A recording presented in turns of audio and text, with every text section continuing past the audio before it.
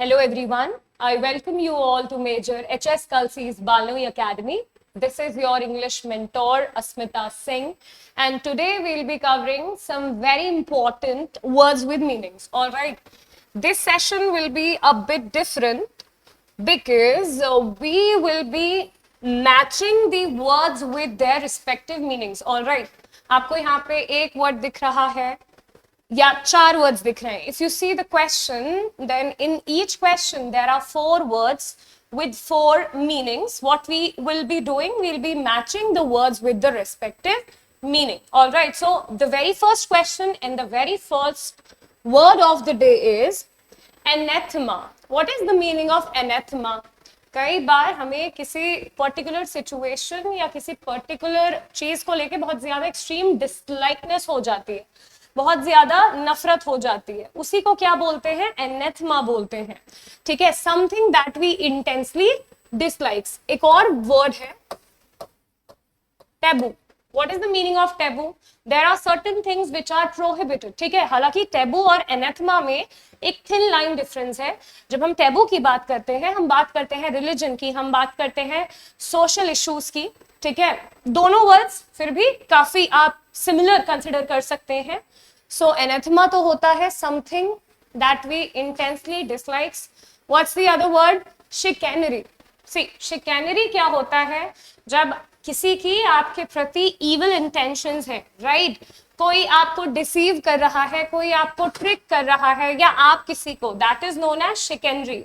शिकैनरी is a noun. Alright, so it's a deception by trickery, or you can say evil intention. Okay. Diffident is the opposite of confident. Diffident क्या होता है? The people who are timorous. Timorous means someone who is very coward, जिसमें self confidence की कमी होती है. The people who hesitate a lot. All right. So ये भी match हो गया. And the last word, which is ebullient. What is the meaning of ebullient? Ebullient is someone who is very excited, someone who is very cheerful. कुछ लोग होते हैं ना, बहुत ही ज्यादा एक्साइट मोड में रहते हैं हमेशा. एक बहुत अच्छा ईडियम है ऐसे लोगों के लिए, लाइव वायर. ऑलराइट, ये जो मैं आपको एक्स्ट्रा नोट्स दिखा रही हूँ ना, they are equally important students, और बहुत ही high level vocab words are there. So please इनको अंडरमाइन मत करिएगा, एग्जाम में जरूर आएंगे. ठीक है, so this is also right. आप देख सकते हैं कि फिलहाल यहाँ पे तो मैच सीधे सीधे हो रहा है, तो ये हमें ढूंढना है कौन सा जिसमें ए का 1, बी का 2, सी का 3 और डी का 4 होगा. So the right answer is alpha. Okay, let's move to the next question. Okay, so the next question is again having 4 words. The very first word is fatuous. See, if something is very silly, if something is very stupid, foolish, then it's known as fatuous. All right, foolish. What is the meaning of gourmand? Gourmand का मतलब होता है someone who loves food, someone who is very greedy for foods or for beverages. All right, इसके लिए एक और word है glutton. Glutton also goes for a person who enjoys eating too much. All right, too much greedy for food. So this is also right. The next is histrionic. What is the meaning of histrionic? See, the people who are very dramatic, melodrama करते हैं. See, even अगर आप theatre की बात करें, the people who are related to theater, they are also known as histrionic. ठीक है, कई बार मैंने कैंडिडेट को कुछ वर्ड्स में कंफ्यूज होते हुए देखा है. जैसे मैं आपके सामने एक होमोनिम लिखती हूँ हिस्टोरिक, और एक होमोनिम लिखती हूँ historical. So what is the meaning of historic? Historic का मतलब होता है anything which is very famous, anything which is very profound. And what is historical? Related to history. कहते हैं ना historical monuments. आप विजिट करते हैं अक्सर. फॉर एग्जाम्पल अगर मैं दिल्ली की बात करूं, there is a historical monument known as red fort, and there are so many historical monuments like Humayun's tomb, Safdarjung tomb, right? So these all are historical related to past. But you can see these 3 words are very different in meaning. All right, so ये difference पता होना बहुत जरूरी है exam के लिए, वरना आप गलत क्वेश्चन मतलब क्वेश्चन का गलत आंसर अटेम्प्ट कर सकते हैं. ठीक है, चलिए अगला है inchoate. What is the meaning of inchoate? चलिए लेट्स से एक बिल्डिंग आप स्टैब्लिश कर रहे हैं, तो कोई भी चीज जब अपनी इनिशियल स्टेज में होती है ना, जब अपनी एलिमेंट्री स्टेज में होती है, अभी फुली तरीके से डेवलप नहीं है, अपनी नेसेंट स्टेज में है, and this word is very important for your examination, it is a PYQ। Alright, जैसे जब एक चाइल्ड स्कूल एंटर करता है या लेट्स से नर्सरी और प्री नर्सरी, तो वो उसकी नेसेंट स्टेज होती है, that is the initial stage. Again इनको it goes for just begin और नॉट फुली फॉर्म्ड। सो यहाँ पे भी है ए का 1, बी का 2, सी का 3, डी का 4, लेकिन ऑप्शन में हमको ढूंढना होगा। कई बार मैंने कैंडिडेट को एक सिली मिस्टेक करते हुए देखा है, यहाँ पे तो वो सही करते हैं, बट यहाँ पे जल्दबाजी के चक्कर में कई बार गलत ऑप्शन मार्क करके आते हैं। ठीक है, तो हमें देखना है ए का 1, यहाँ पे भी है ए का 1, यहाँ पे भी है, बट बी का भी 2 ही है, right? So the right answer is Bravo and not delta. So let's move to the next question.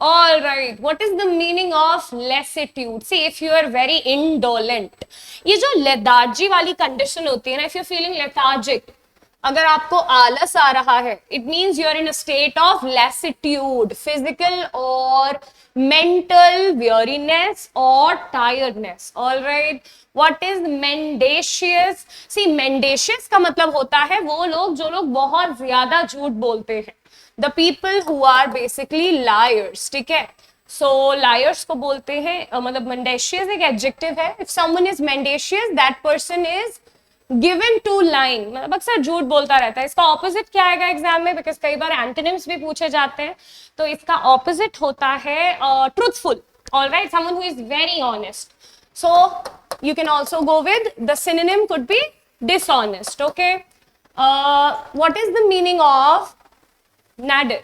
ठीक है, what is the meaning of this word?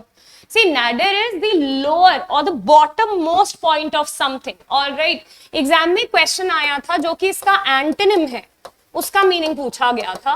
Antonym होता है zenith. What is the meaning of zenith? The topmost point of something or the pinnacle, the acme of something is known as the zenith, right? But यहाँ से हमसे क्या पूछा है? The lowest most point. So this is the right meaning. And obsequious, see कुछ लोग क्या करते हैं, सिकोफेंसी, तो उनको क्या कहा जाता है, सिकोफेंट। जो लोग बहुत ही ज्यादा फ्लैटर करते हैं, चापलूसी करते हैं, इतनी ज्यादा फ्लैटर करते हैं कि वो सर्वाइल नेचर के दिखाई देने लग जाते हैं। ठीक है, which is not a good quality. So यहाँ पे भी ए का 1, बी का 2, सी का 3 एंड डी का 4, वो हमें कहाँ दिखाई दे रहा है, we can see it in option number alpha. Alright, easy. I hope you're enjoying the words. We have done 12 words so far. All right, let's move to the next. Okay, question number 4 comes with some Latin words. Okay, now we are doing some foreign words. And it is a Latin word. All of them are actually. So the very first is ad infinitum. What is the meaning of ad infinitum? See, if I say, I will teach you ad infinitum, I'm using this Latin word ad infinitum and it means forever. That is always. All right, so the right answer is to infinity. The next is causa causans. What is the meaning of causa causans? See, the cause of something, the immediate cause. For example, if you do hard work, what will be the causa causans? If you also do smart work along with hard work, the causa causans will be that you end up clearing your examination. So that's the immediate cause of something. Ipso facto, see, based on the fact, कई बार judiciary जब अपना कोई decision या अपना कोई verdict announce करती है, वो कुछ फैक्ट्स को क्या करती है, गो थ्रू करती है, right? So ipso facto is by the very fact and it's mutatis mutandis. What is the meaning of that? See, कुछ कई बार होता है ना, आप पूरी सिचुएशन तो चेंज नहीं करते, बट कुछ थोड़ी छोटी मोटी चेंजेस करते हैं. मैं इसको ऐसे समझाती हूँ. लेट्स से एक husband wife newly married couple की शादी हुई है और भाई कुछ दिक्कतें आ रही हैं शादी में, तो कुछ चेंजेस लाने होंगे. थोड़ा वाइफ एडजस्ट करेगी, थोड़ा हस्बैंड एडजस्ट करेगा, लेकिन इसका ये थोड़ी मतलब है कि आप उस पूरी शादी को खत्म कर देंगे, नहीं, राइट? इसका ये मतलब है कि आप बेसिकली उस रिश्ते को तोड़े बिना कुछ छोटे मोटे चेंजेस लेकर आएंगे. And those small necessary changes are known as mutatis mutandis. All right, important for your exam. Just give me a minute.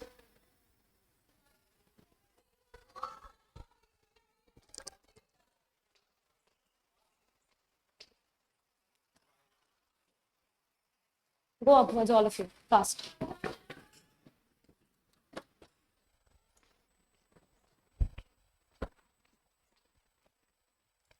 All right. So the next is question number 5. That is again some words, but this time they're foreign words. Of which origin? French. All right. French origin के words हैं. Let's see them one by one. One is billet doux. It's not billet dogs, it's billet doux. What is billet doux? Billet doux is a love letter. All right, it's a love letter. The next is enfant terrible. What is enfant terrible? Enfant terrible is a person who is very controversial, जो हमेशा news में रहते हैं, जो हमेशा controversy में रहते हैं, right? So unconventional sort of person, मतलब ये लोग कुछ ना कुछ चेंज लेकर आते हैं सोसाइटी में, किसी ट्रेडिशन या किसी पुरानी धारणा पे बेस नहीं होते, इनकी अपनी एक माइंडसेट होती है, तो ये हमेशा न्यूज में रहते हैं, right? So that is the next is fate accompli. What is the meaning of fate accompli? See, whatever happens, कुछ चीजें होती है ना जो डिसाइडेड होती हैं, कुछ चीजें बड़ी फिक्स्ड होती हैं, so वो वही होगा जो फेट में आपके है, a thing that is already decided or already done. जैसे कि एक जो ऑफस्प्रिंग है वो किस घर में जन्म ले रहा है, that is his fate accompli. All right, a thing which is already decided. And this one is the very good one, that is suave faire. ठीक है, what is the meaning of suave faire? Suave faire is जो basic आपका civic sense होता है ना, जिस तरीके से आपको क्या करना है, जो आपको एक्ट करना है समाज में या अपने घर के अंदर, that is known as suave faire. All right, so all of them are right. तो A का 1, B का 2, C का 3 and D का 4 is absolutely the right answer. All right. What is the next one? 6th. Okay, now there are some phobias. सबसे पहले discuss करते हैं phobias क्या होते हैं. जिससे आपके जो डर होते हैं उनको हम बेसिकली फोबिया बोलते हैं, ठीक है? सो पढ़ते हैं. पहला है, इस वर्ड को ब्रेक करिए. It is aphanforms phobia. What is aphanforms phobia? This is basically the fear of being touched. कुछ लोगों को बिल्कुल भी नहीं पसंद आप उनके क्लोज आए, आप उनको टच करें, मतलब उन्हें इतना ज्यादा इस चीज से घबराहट होती है that they start feeling anxious, और ये सच में एक बीमारी भी है, ठीक है? So it's a fear of being touched. Cynophobia. See, cynophobia is the fear of dogs. I have seen some people, ये जो डॉग फैमिली होती है ना, इनको कैनाइन बोला जाता है, ठीक है? डॉग फैमिली को कैनाइन बोला जाता है, और कुछ लोगों को बहुत ज्यादा डर है डॉग्स का. सो आप ऐसे याद कर सकते हैं, the trick is C for canine, C for xenophobia, so it's the fear of dogs. The next one is glossophobia. What is the meaning of glossophobia? कुछ लोग पब्लिक प्लेटफॉर्म पे बिल्कुल भी बात नहीं कर पाते हैं, उनको बहुत ज्यादा घबराहट होने लगती है, एंजाइटी होने लगती है. For example, if 100 people are sitting in front of me and I'm not at all able to deliver what I want to in any language, even in my mother language. All right, so this is known as glossophobia, speaking in public. And the next one is nyctophobia. So night से बना हुआ है, जिन लोगों को अंधेरे से डर लगता है, जिन लोगों को डार्कनेस से डर लगता है, ठीक है? सो यू कैन सी सब मैच है फिलहाल. तो अभी तक आई नो कोई भी ऐसा क्वेश्चन नहीं आया, because initially I want you people to understand the meaning, then I will go through some question जिसमें आपको मिसमैच करना होगा, ठीक है? So the right answer is alpha. Okay, easy. Let's go to the next one. The 7th one. First is gerontologist. Now it's not gerontologist, it's gerontologist. The pronunciation starts with J and not G. ठीक है?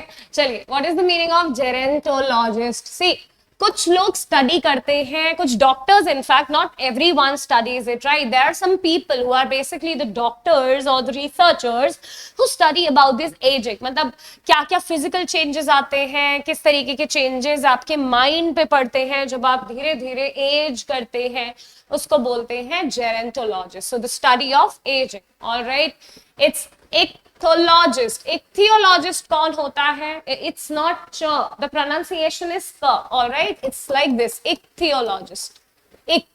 So ichthyologists are the people who basically study the structure of fish. मतलब fish class को पढ़ने वाले, उसके बारे में deep study करने वाले are known as ichthyologists. So the study of fish. Limnologists, कुछ लोग होते हैं जो river की study करते हैं, जो water bodies की studies करते हैं, ठीक है, especially inland water bodies की बात हो रही है, उनको बोलते हैं limnologist. और ये तो PYQ है, this is very important. Speleologist. What is the meaning of speleologist? There are some people who study about the ancient caves. You very well know गुफाओं के बारे में, caves के बारे में आपने हिस्ट्री में भी पढ़ा होगा, right?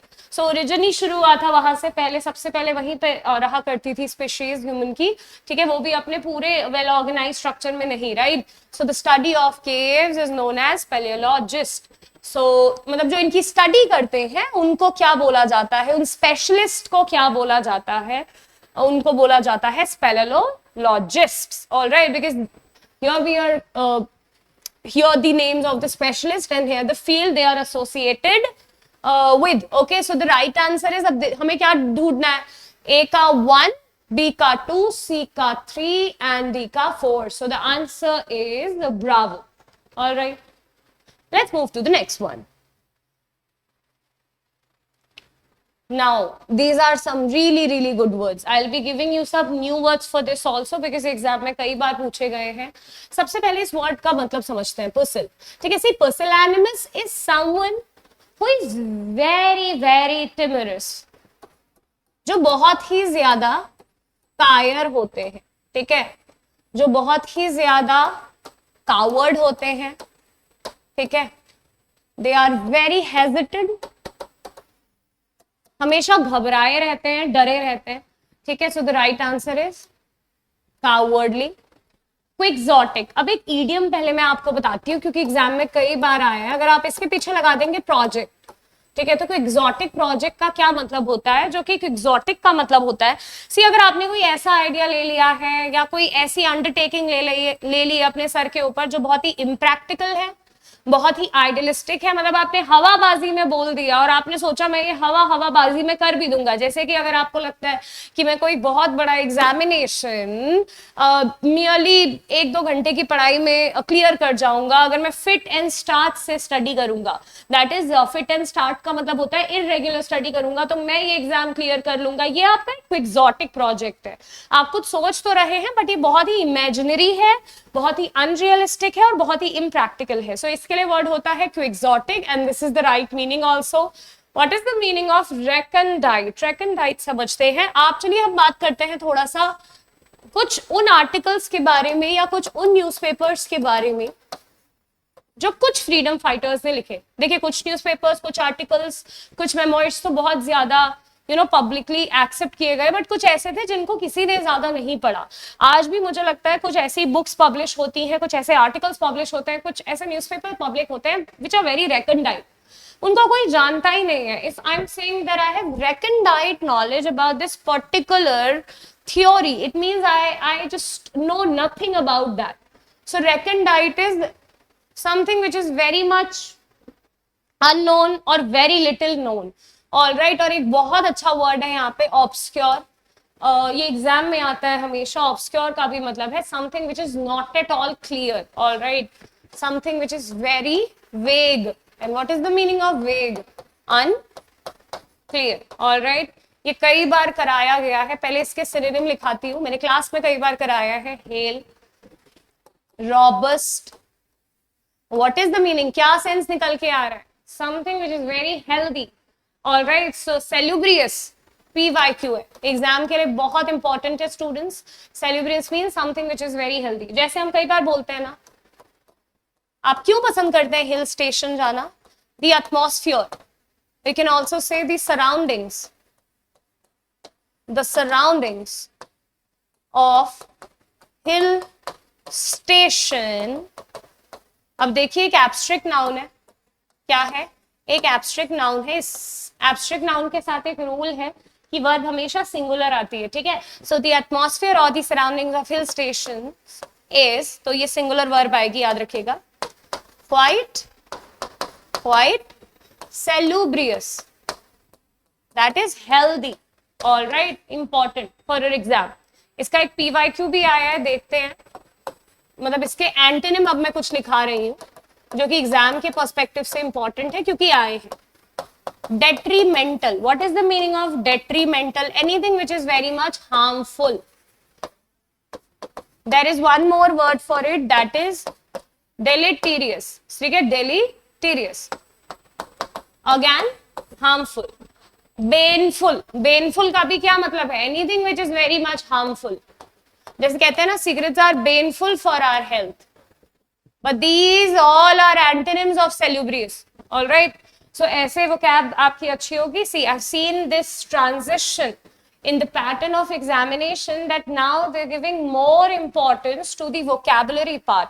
See, I'm not saying that grammar is not important. I'm not saying that comprehensive skills are not important. But given it a fact, and if you've analyzed the changing pattern of the question papers or any of the examination, they are now giving you abundant vocabulary. और जो vocab आपको दी जा रही है वो कोई basic vocab नहीं है कि आपको robust का meaning पूछ लिया या आपको healthy का meaning पूछ लिया. Now they will ask about salubrious. So this is important, okay students? Very important for exam. Let's move to the next question, which is question number 9. Okay, what is trenchant? समझते हैं सबसे पहले. सी, trenchant का मतलब होता है, for example if I से, कभी कभी ना कुछ वर्ड्स आप सेंटेंसेस से याद करा करके आपको ज्यादा एक डेप्थ देते हैं, एक नॉलेज देते हैं. जैसे her mother past a trenchant remark on her. Now anything which is very much severe, anything which is very much sharp or incisive. कई बार हम ये भी तो बोलते हैं ना, जैसे मुझे ऐसा लगता है, it's my personal thinking that we should pass trenchant criticism for racism, right? मतलब हमें severely, पूरी तरीके से severely criticize करना चाहिए किसको? racism को. It should end, right? So trenchant is something which is very sharp or which is very on point. Okay, ubiquitous, ये क्लास में करा हुआ है हमने, which is omnipresent. What is the meaning of ubiquitous? Very important word, student. Star mark. Okay, so it is ever present, something which is present everywhere. So people always say that God is ubiquitous or God is omnipresent. What is the meaning of that? हर जगह जो पाए जाते हैं. ठीक है. Vicarious. What is vicarious? Vicarious का मतलब होता है, सी, ये बहुत इंटरेस्टिंग है. कई बार आप देखना थ्रिलर मूवीज एंजॉय करते हैं या कई बार आप हॉरर जॉनरे की मूवीज एंजॉय करते हैं. कई बार आप जब रील स्क्रॉल कर रहे हैं और आप मालदीव्स या थाईलैंड की कोई रील देख रहे हैं तो आप you're enjoying a lot because you are getting a second hand experience. आप उसको पर्सनली तो जाके एक्सपीरियंस नहीं कर रहे बट किसी और के थ्रू एक्सपीरियंस कर रहे हैं, right? So it's known as a second-hand experience, or the experience which is not your own, but you're getting it from the other person, or you're getting it from the other place. So that's known as vicarious. All right, and the next one, wizened. Wizened is nothing but, see, the people who are pretty, shriveled with age, they are weak, okay, they are frail. So that is wizened. Okay, so all of them are right, but where's the right option? It is in Bravo. All right. I hope you're enjoying the new set of words. Let's move to the next one, which is question number 10, with the very first word which we have done multiple times in my class. Okay, what is the meaning of abjure? Abjure means to surrender or to give up. See, अगर आपने कोई undertaking ली और उसको क्या कर दिया, उससे पीछे हट गए, आपने अपने हाथ खड़े कर दिए, आपने बोला अब now I cannot abjure it anymore. That is, you are renouncing it. And what is the meaning of renounce? To give up or to surrender. For example, if a king renounces his throne, it means he is abjuring it. All right. Blandishment. What is the meaning of blandishment? ये अभी आपको मैंने पढ़ाया था, right? Sycophancy. इसका मतलब है बहुत ज्यादा चापलूसी करना, किसी को बहुत ज्यादा फ्लैटर करना. इसके लिए एक idiom है, oily tongue. There is an idiom for this, which is oily tongue. Okay, good one. And flatter भी किसी को पता है क्यों करना, क्योंकि आप चाहते हैं कि आपकी वो बात मान जाए, मतलब आप कुछ ऐसा काम निकलवाना चाह रहे हैं, आप कुछ ऐसा चाह रहे हैं सामने वाला करे, मतलब आप उसको पूरी तरीके से मैनिपुलेट करें, बट मैनिपुलेट कर किस तरीके से रहे, पूरी फ्लैटरी करके, उसकी एकदम उसको तारीफ कर करके, या सॉर्ट ऑफ चापलूसी कर करके, that is blandishment. Okay, the words ending with MENT are always noun, so it's a noun. Cacophony, ये भी क्लास में करा है, it's a good word. Caco is a negative word. See, आप जब भी रूट वर्ड्स पढ़ेंगे ना, तो एक रूट वर्ड होता है डी, आप जिसके भी आगे डी लगाते हैं, 99% times what happens, that word becomes negative. For example, delete, deteriorate, deleterious, detrimental. All right. So ऐसे ही कैको का मतलब होता है anything which is कर्कश. Cacophony is something which is very hard to listen, मतलब बहुत ही ज्यादा बेसुरा is कैकोफोनी. कई बार क्लास में स्टूडेंट कर देते हैं ना, एक रक्स माहौल क्रिएट कर देते हैं, बहुत ज्यादा आवाज करने लगते हैं, दैट इज कैकोफोनी. इसका ऑपोजिट एग्जाम में आया हुआ है, तो मैं आपको जरूर बताऊंगी things which are important. Let's see some few antonyms of cacophony.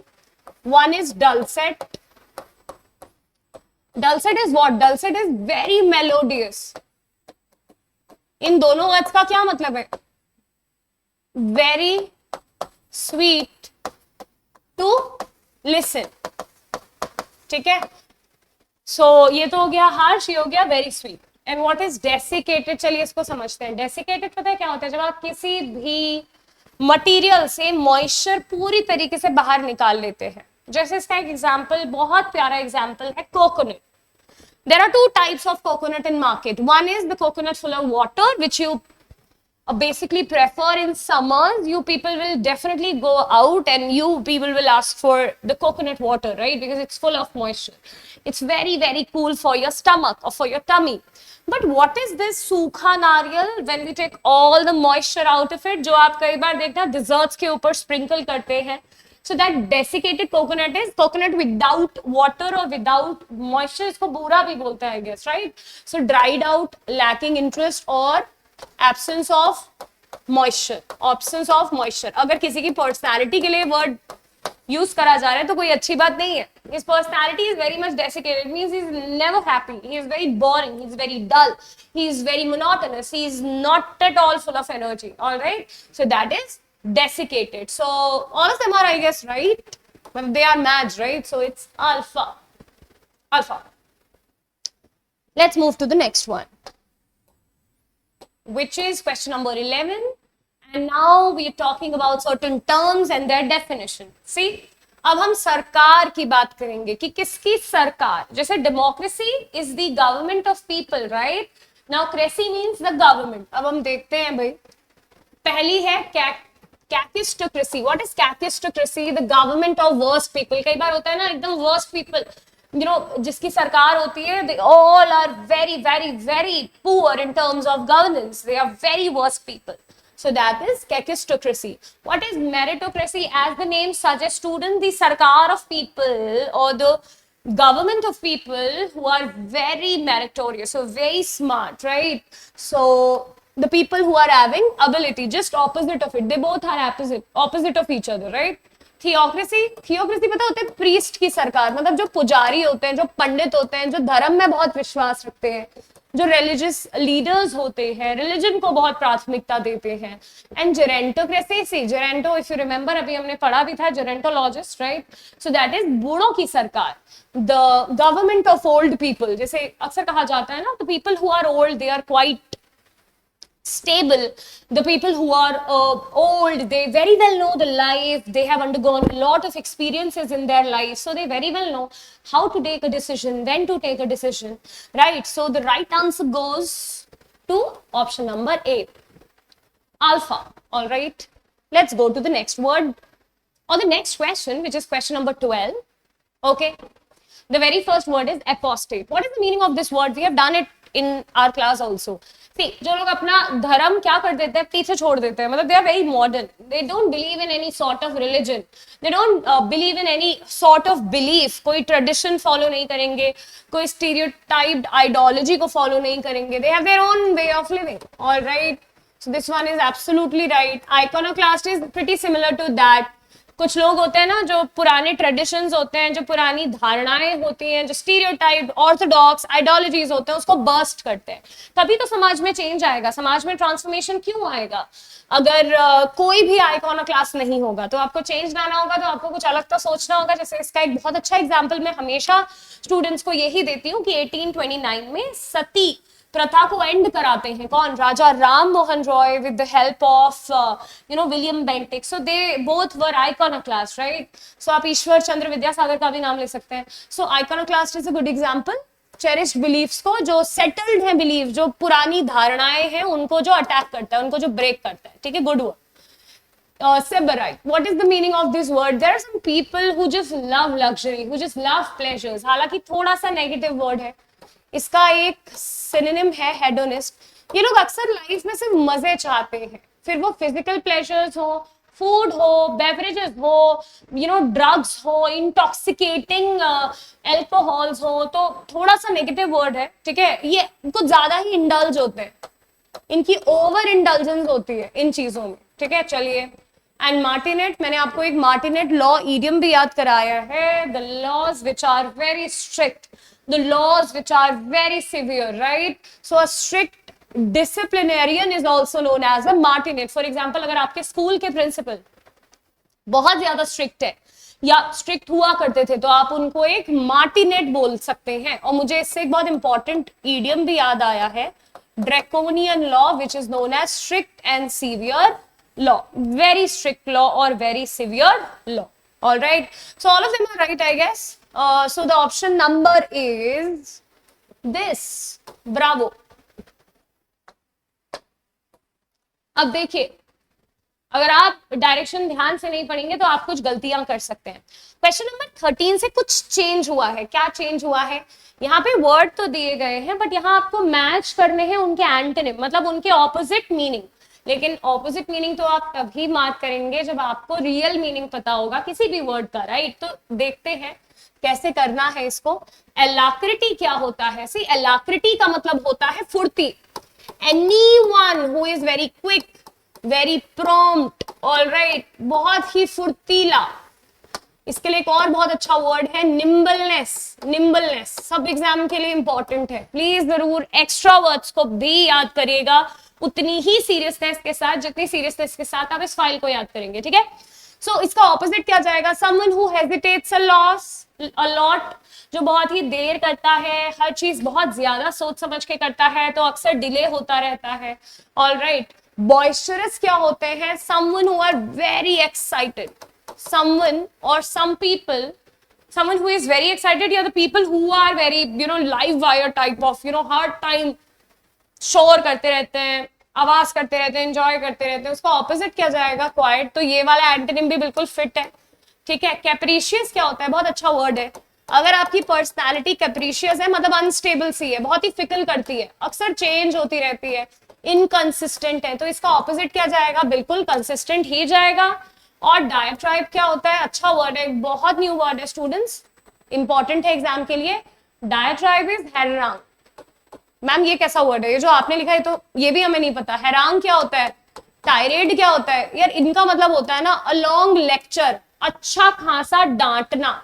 So if someone एडमॉनिश you, कोई आपको बहुत ज्यादा स्कोल्ड कर रहा है, डांट रहा है, लेकिन हमें तो देखना है उसका ऑपोजिट, दैट इज प्रेज। और ये भी मैंने क्लास में कई बार कराया है। Encomium is when someone is appreciating you a lot. Appreciation is encomium, बहुत ज्यादा तारीफ, okay. All of them are right. Where is A1, B2, C3 and D4? Here is the right answer. So you can see in each and every word you're getting a lots and lots of information. I hope you keep all of them in mind, because that's how we have created this file. Let's move to the next one, which is question number 14, starting with the, again see there are some words and there are some antonyms, okay. As the name suggests, exigent, see आप इसको थोड़ा emergency से याद कर सकते हैं। Anything which is very much required, anything which is very much demanding, anything which is very much demanding and very much required. So what would be the opposite? Anything which is not at all important, anything which is trivial, बिल्कुल भी जरूरी नहीं है, बिल्कुल भी urgent नहीं है, because exigent is what? Urgent. Okay, urgent. चलिए अगला देखते हैं, fulsome. What is the meaning of fulsome? See, fulsome के दो मीनिंग जाते हैं. एक तो जो बहुत ही ज्यादा एक्साइट हो रखे होते हैं या बहुत ही ज्यादा मतलब मस्ती मजाक हमेशा ये सब, और दूसरा मतलब होता है अबंडेंस ऑफ समथिंग, मतलब किसी चीज की बहुत अधिक मात्रा इज नोन एज फलसम. फलसम फल से याद कर सकते हैं. इसका ऑपोजिट क्या जाएगा? मीगर क्या होता है? क्योंकि ये तो होता है एम्पल, मीगर होता है एम्पल का ऑपोजिट. मीगर होता है लिटिल अमाउंट ऑफ समथिंग. इसके लिए बहुत अच्छा वर्ड है modicum. Modicum is the little amount of something. और sincere. Okay, so this is also right antonym for fulsome. Garrulous, someone who is very much talkative. Chatterbox. Chatterbox होते हैं ना students, आप लोग भी होंगे पक्का, या नहीं भी होंगे तो आपके टीचर्स आपको जरूर बोलते होंगे, राइट? सो चैटरबॉक्स, उसका उल्टा क्या है? उसका उल्टा है टेसिटर्न. टेसिटर्न या रेटिसेंट का मतलब होता है someone who is very quiet, बहुत शांत रहते हैं, बहुत ही रिजर्व्ड किस्म के इंसान, अपने एक्सप्रेशन अपने इमोशंस कहीं भी एक्सप्रेस नहीं करते, शांत बैठे रहते हैं. हीनस क्या होता है? हीनस पढ़ाया था आपको मैंने क्लास में. क्रूअल होते हैं, विकेड होते हैं, इनह्यूमैनिटी जो लोग करते हैं, ठीक है, कहते हैं ना that was a heinous murder. उसका ऑपोजिट क्या जाएगा? एडमिरेबल. ठीक है, एडमिरेबल. सो सारे ही मैच हो रहे हैं I guess again. So the right answer is bravo. All right, bravo. Let's move to the question number 15. And the question number 15 comes with some terms and the definition. Let's see. सबसे पहले oxymoron. I think that these all four words are really good for your examination because बहुत different है. बहुत ही अलग अलग जगहों से कुछ वर्ड्स पिक करे गए हैं जो मुझे लगता है हम आम भाषा में तो बिल्कुल भी नहीं सुनते, राइट? चलिए, आपने एक टर्म सुनी होगी पैराडॉक्स. पैराडॉक्स मतलब जो एक दूसरे को एकदम कॉन्ट्रडिक्ट करे. सो कोई भी ऑक्सीमोरॉन होती है ऐसी स्टेटमेंट्स या ऐसी बात जो एक दूसरे को बिल्कुल क्या कर रही है? कॉन्ट्रडिक्ट कर रही है, ठीक है, oxymorons. Hyperbole, what a good word students. Exaggerate, एक इडियम आता है टॉल टॉक्स. टॉल टॉक्स मतलब बड़ी बड़ी फेंकना, ठीक है. It's a hyperbole. जैसे किसी ने बोला कि मर्द को दर्द नहीं होता, या फिर if someone is saying women always cry, या कुछ भी, ऑलराइट, कुछ भी जो कि एक बहुत ही एग्जैजरेटेड स्टेटमेंट है, क्लीशे है. या फिर आपने बोला, या कोई लेट्स से कोई गर्ल बोल रही है I will jump from this building, I will do this that, या कोई लड़का बोल रहा है, दैट्स अ हाइपरबोलिक, एग्जैजरेटेड, बड़ी बड़ी फेंक रहा है भाई, ठीक है. Euphemism, sarcasm. What is euphemism? अब देखना, कई बार आप कुछ बातें कन्वे करना चाहते हैं बट आप ये नहीं चाहते कि आप जिसको बात कन्वे कर रहे हैं उनको इस बात का बुरा लगे, तो आप एक यूफेमिज्म करते हैं. मतलब आप कोई माइल्ड वर्ड यूज करते हैं किसी को उनकी हार्श या उनकी रियलिटी बताने के लिए. आप कठोर शब्दों का प्रयोग ना करके बड़े सॉफ्ट सा मजाक कर देते हैं, ठीक है, या माइल्ड वर्ड्स यूज करते हैं. दैट्स अ यूफेमिज्म, ठीक है. And the last for question number 15 is anachronism. What is the meaning of anachronism? Something out of its time period. जैसे अगर मैं बोलूं, let's say I'm talking about 18th century, लेकिन मैं mention कुछ कर रही हूँ 20th century का. So 18th century का वो anachronism है क्योंकि वो उस time का ही नहीं है, वो epoch का ही नहीं है, ठीक है. So that's quite important. All right. Something out of its time period. So all of them match. All of them match. The right answer is alpha. Let's move to the next one, which is question number 16. Punctilious. What is this punctilious all about? It's a very good word. School में कई बार use होने वाला word है, एक आपने देखा होगा. Punctual, आप उसी से याद कर सकते हैं भाई. Someone who is very much meticulous. जो लोग डिटेल्स का ध्यान देते हैं, जो लोग ध्यान देते हैं छोटी छोटी intricacies का, those people are known as meticulous. All right. Quiescent. Quiescent का क्या मतलब होता है? एज द नेम सजेस्ट, आप हल्का सा क्वाइट से एक हिंट सा ले सकते हैं. एक टर्म होती है डोरमेंट. डोरमेंट का क्या मतलब होता है? डोरमेंट वॉल्केनो सुने होंगे आप. The state of being inactive. Inactive जैसे वो होती है ना ग्रुप जो नोबल गैसेस होती हैं वो भी तो इनएक्टिव होती हैं, ग्रुप 18. सो क्वाइसेंट, ठीक है. Ranker. What is the meaning of ranker? अगर आपके दिल में किसी के लिए बहुत ज्यादा नफरत है, या किसी और के दिल में किसी और के लिए या आपके लिए, that is a lot of hatred, a lot of bitterness and resentfulness is known as rancour and soporific. What a good word. आप अक्सर, वैसे तो अगर आप बीमार पड़ते हैं, ज्यादा बीमार नहीं पड़ना चाहिए, immune system needs to be strong, but I completely understand with this changing climate change और with this changing weather things happen sometimes, right, even with those people who are having some salubrious immune system, right. So what is salubrious? Healthy immune system. तो कई बार जब आप बीमार पड़ जाते हैं और आपको कहीं अर्जेंट जाना है, तो आप क्या करेंगे? आपको दवाई लेनी होगी. दवाई में कुछ क्वालिटीज होती है. सोपोरिफिक होती है मेडिसिन. सोपोरिफिक होती है मतलब they tend to induce sleep. So sleep inducing, जो आपको क्या करे? सुला दे. सुलाती भी क्यों है मेडिसिन? आपको रेस्ट करना जरूरी है, तो आपको धीरे धीरे क्या होने लगता है? ड्रग की थोड़ी सी अमाउंट होती है, उसकी वजह से नींद आने लगती है. और जब आपकी बॉडी रेस्ट करती है तो आपकी बॉडी रिकवर ज्यादा करती है ना. आपकी जो WBC है, जो व्हाइट ब्लड सेल है, वो जल्दी रिकवर होते हैं या क्रिएट होते हैं. सो भाई सारे सही है. ए का 1, बी का 2, सी का 3 और डी का 4. So I am going with option number bravo. चलिए 17th की बात करते हैं. Again set of good for heavy words. Umbrage. I am feeling a lot of umbrage inside me. मुझे बहुत ज्यादा गुस्सा आ रहा है, ठीक है, मुझे बहुत ज्यादा अनॉयंस फील हो रही है, ठीक है, ऑफेंसिव फील हो रहा है. That is umbrage. I am feeling a lot. Or he is vexed. Vexed is also someone who is very much annoyed. Okay. Veracity, we have done in the class. Truthfulness, सच्चाई, ठीक है, conformity to facts and truth. All right. Waggish. See, waggish क्या होता है? The people who are very playful, मतलब अक्सर humor, मजाक, उनका behavior. He is having a waggish behavior. He always enjoys. He is always in playful mood. हालांकि it's not always good to be a waggish person, because ऐसे लोग अक्सर stability lack करते हैं, ठीक है. So waggish is humorous and in a playful manner. And xenodochial. What a good word. Students, xenodochial का मतलब होता है कुछ लोग ना फॉरेनर्स से बहुत जल्दी दोस्ती कर लेते हैं. या मैं फॉरेनर्स की बात ना करूं, मैं स्ट्रेंजर्स की बात अगर करूं, कुछ लोग तो होते हैं बहुत ही रेटिसेंट, टेसिटन, अक्सर किसी से जल्दी बात नहीं करते, but there are some people who are very open to make new friends, right, because they are xenodochial, so friendly to strangers. Okay, that's a good word. So the right answer is all of them are right. कुछ match करने का अभी तक तो मौका मिला नहीं है, but it's okay, we'll see it. This is not the main target, to be very honest. The main target is to just make you understand what is the meaning of the given word. Exam में आप लोग आराम से match करते रहिएगा. चलिए अगला आता है कुछ इंपॉर्टेंट इडियम्स और उनके इंपॉर्टेंट मीनिंग्स. अगर आपने मेरी क्लासेस ली हैं तो आपको सारे इडियम्स आते होंगे, बिकॉज हमने एक एक इडियम करा है वहां पे, ठीक है. एट लॉगर्स हेड, इसको बोलते हैं 36 का आंकड़ा. एट लॉगर्स हेड का मतलब होता है when two people are having different ideology, when two people are not on the same page, one is going in the left, other one is going in the right. So the right answer is strong disagreement. Okay, by the skin of teeth, इसको बोलते हैं बाल बाल बचना. What is the meaning of बाल बाल बचना? There is one more idiom for that, which is close shave. All right. Narrow escape. So this one is also right. Chew the cud. Now I've told you this also multiple times. When you're basically contemplating, जब आप सोच रहे हैं, विचार कर रहे हैं, depth में है, which is ponder over. That is to think deeply. And ये भी हमने क्लास में करा था. कुछ लोग ड्रग्स में या अल्कोहल के नशे में अक्सर बहुत ज्यादा कॉन्फिडेंट फील करते हैं. There is one more word for this, which is bravado.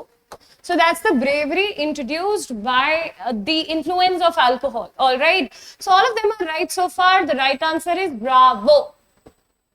They are quite interesting, right? The next comes with again certain idioms, and we have done it again. We have done all of them. Let's go through them one by one. There's a very beautiful word which is conundrum. And this is the PYQ. अभी last year September में आया आपके CDS के exam में, ठीक है. So what is conundrums?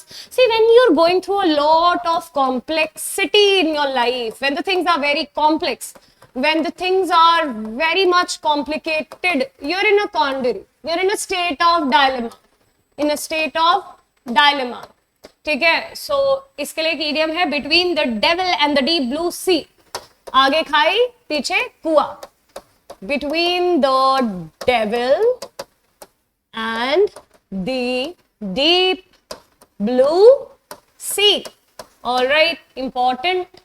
किसी को इग्नोर करना, किसी को अवॉइड करना, किसी से वन हैंड की डिस्टेंस रखना, वन हैंड डिस्टेंस रखना is known as keep an arm's length. इसके लिए कुछ इंपॉर्टेंट इडियम्स है जो हमेशा एग्जाम में आए हैं, so it's my responsibility to make you understand them.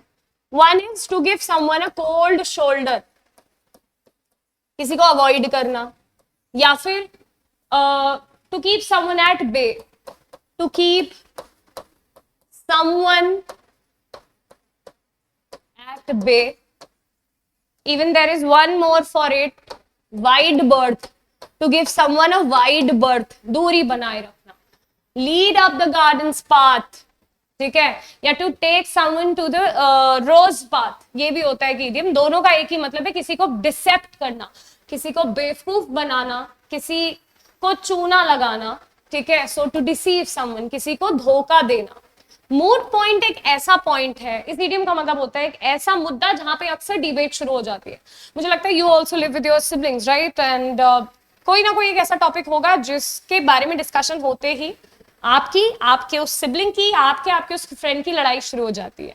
So a subject to debate is known as a moot point. All of them are right, I guess. Okay, let's move to the next one.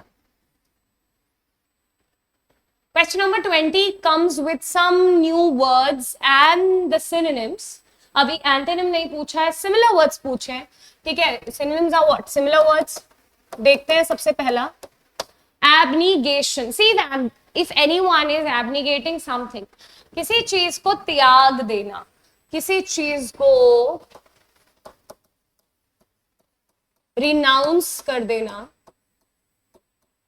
ठीक है, is known as abnegation, ठीक है। जैसे मुझे ऐसा लगता है कि अक्सर बुरी आदतों को हमें abnegate करना चाहिए, या जो हमारी पुरानी धारणाएं हैं उनका भी abnegation is very important, right? beguile, very important, it's a verb. to decept, किसी को चूना लगाना, किसी को enchant, पता है क्या होता है? enchant होता है किसी को मंत्रमुग्ध कर देना, किसी को इस हद तक झांसा दे देना, एक ऐसा ट्रैप दे देना कि वो पूरी तरीके से क्या हो जाए, कंफ्यूज हो जाए, आपकी बातों में आ जाए, मैनिपुलेट हो जाए, दैट इज beguile. इसको चीट भी बोलते हैं, to cheat someone. Capitulate, a good word, we have done this in class. जब आप situations के आगे कैपिटुलेट कर देते हैं, इसका मतलब आप सरेंडर कर रहे हैं। अगेन आपने हाथ उठा दिए, you showing an olive branch, you showing the white feather, you are capitulating, you are surrendering. मैंने क्या क्या इडियम्स बोले? जब आप पीस चाहते हैं ना और आप आगे भाई पार्टिसिपेट नहीं करना चाहते, लड़ना नहीं चाहते, उसको बोलते हैं टू शो ऑलिव ब्रांच, क्योंकि ऑलिव ब्रांच प्रतीक है शांति का, किसका? पीस का। और दूसरा क्या है? दूसरा है to show white feather, again to give up. Demagogue, good word, we have done in the class also. Demagogue का मतलब है कुछ ऐसे स्पीकर्स होते हैं जो अपने बोलने के तरीके से, बोलने का तरीका होता है उनकी ओरेटरी स्किल से सामने वाले को इन्फ्लुएंस कर देते हैं, राइट? सो जैसे Shashi Tharoor is a good example, when it comes to India he is a very good example of being a demagogue. Okay, Smriti Irani is, Narendra Modi is, so a political leader seeking support by appealing to desire. So they are very good. They basically sway away the people. ये लोग जनता को influence कर देते हैं. Sway away का मतलब है influence कर देते हैं, in a good way or in a bad way. अब आप वो decide कर सकते हैं. आप, you're smart enough if you're 18 plus. You are basically having this right which is known as universal adult franchise. So you very well know whom to trust and whom not to. You need to demarcate the difference between two kinds of leaders, right? But here we're going with the right answer, which is bravo, because all of them are right. Okay, so the next are, see, some of them are Latin words. See, these three are Latin words. and this one is the French word. See, अभी आपने कुछ foreign words भी देखे, मैं थोड़ा सा बता दूं. I've told you this multiple times in the class also. Foreign words are the words which basically don't have English as its origin or as their origin. They have their own origins. Like some of them are Polish words, some of them are Latin, some of them are French. All right, some of them are Dutch. So you know it varies, right? So the initial three are Latin words, and let's see the meaning. What is modus operandi? What is the meaning of modus operandi? See the current. See no. अब आया एक अच्छा question because तब से कुछ match नहीं हो पा रहा था, right? So anyway, उससे कोई फर्क नहीं पड़ता.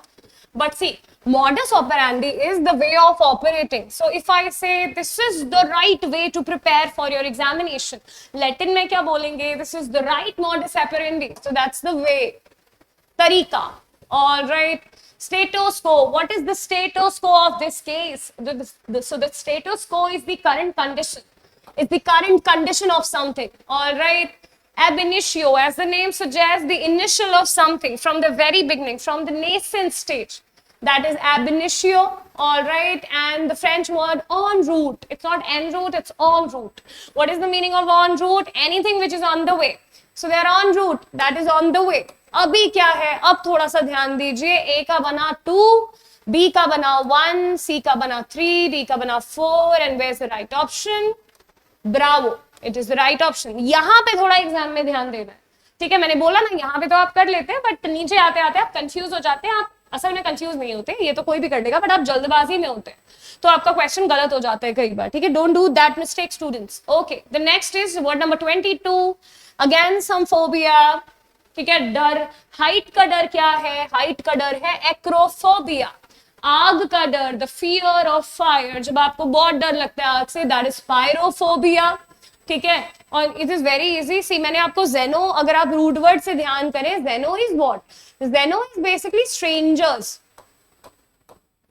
और foreigners also. Okay, so xenophobia is the fear of foreigners, जिनको स्ट्रेंजर्स से या फॉरेनर से घबराहट होती है. इसको येलो पैरल भी बोलते हैं, इसको येलो पैरल और येलो फीवर भी बोलते हैं. पता है, कोल्ड वॉर 2 के टाइम एक एशियन का डर फैल गया था लोगों के बीच में. Nations are yellow in colour, right? So that's why this term got very famous back then. So it's xenophobia and claustrophobia. We very well know this. Some people don't like enclosed spaces, so they feel that anxiety inside them, right? So that is claustrophobic. The person is claustrophobic and the fear is claustrophobia. So again, there are different मतलब match अलग अलग हो रहे हैं. ए का 2 है, B का 1 है, सी का 4 है और डी का 3 है. So what's the right answer? Tell me fast.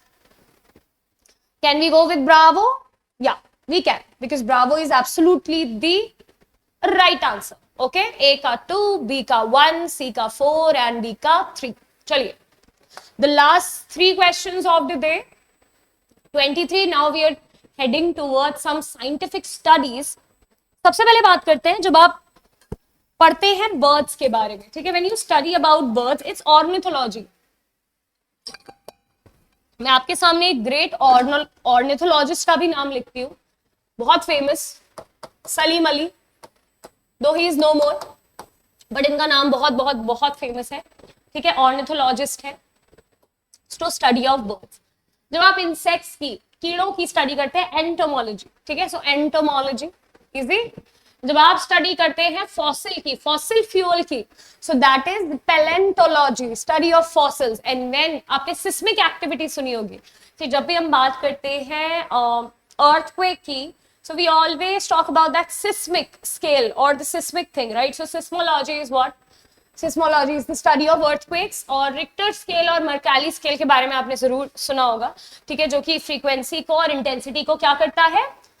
Major करता है. ये क्वेश्चन क्योंकि कई बार एग्जाम में आए हैं. सो 2, 1, 4 and 3. Where it goes? I hope you're in Bravo, right? Am I right? Yes, I am right. चलिए, word number 24 is again some one word substitution, some personality traits and their meanings.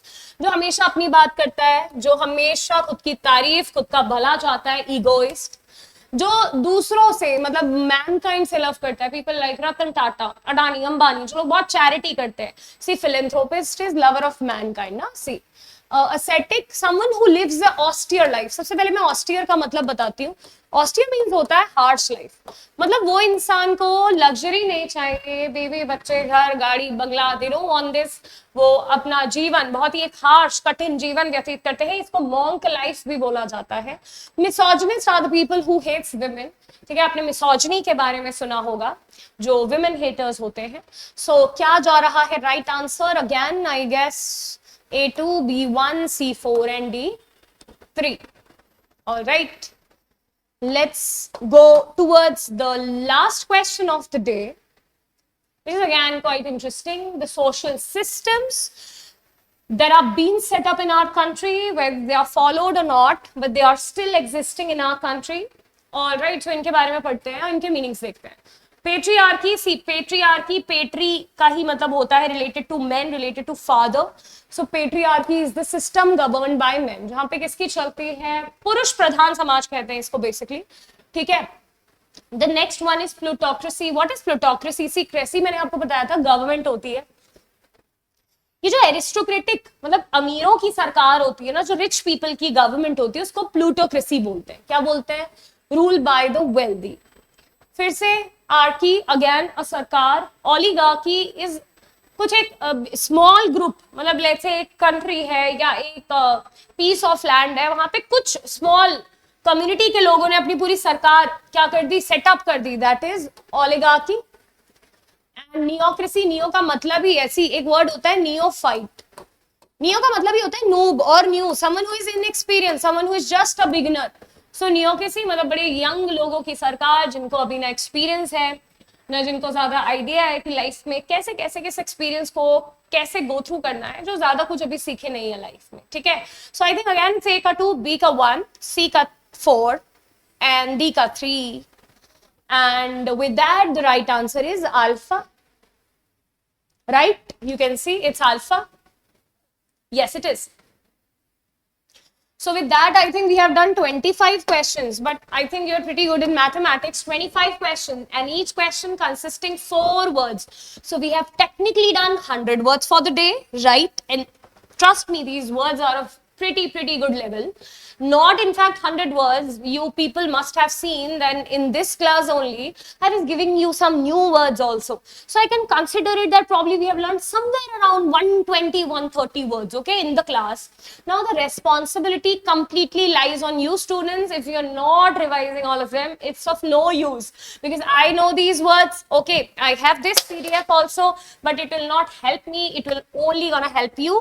So with that, I end the class. I wish you all the luck. Please do revise the file before examination and take care. Jai Hind.